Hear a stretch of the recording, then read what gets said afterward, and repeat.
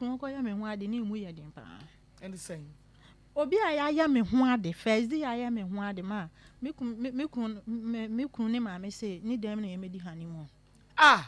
me kwatena me kun ma se ba ni dem for 2 months Akuma FM 87. ye ho ade awie ye wa se ba se ne dem na mu medi de honeymoon tine dem na mu ko ye ni kun ne dem ni e no no so ne kunu tu ekoda ahene ono ni kunu ni go nti one room ono kwa na da nti ekoda ne nchen for 2 months wo free ne dem wo na mo da wo na se wo ne wo ba ne wo kunu ne dada ba ko me ne me kunu da mpa so no da fo na the sabre no ana be ma no koye wo ho ade no na be ma no wote he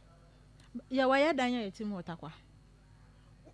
ya wa ya dan sana wone wotra kakra ansa wo koye wo ho ade ona metena ma me wo one mfa ba wo two yo to so two no be gina so ye me ho ade ene na ani mu be kra ne wo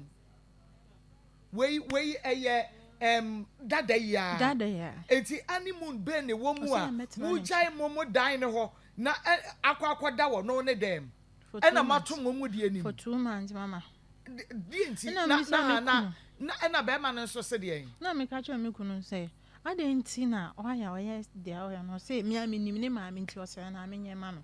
ade wo kunu wo sakakra na 31 years ena wo so e me 25 years okay me dia menti ase ne say we nye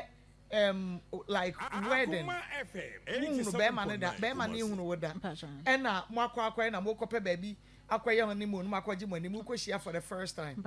mo te dada ena wo ye wo ho ade enti honeymoon be ne wo mu say wo be akwa tena wa ase dem wo ni wo kunu na mato mo dan ana mo timo ni mo na wo ne wo kunu ne wa ase nyina dadan ba ko se die enti sana te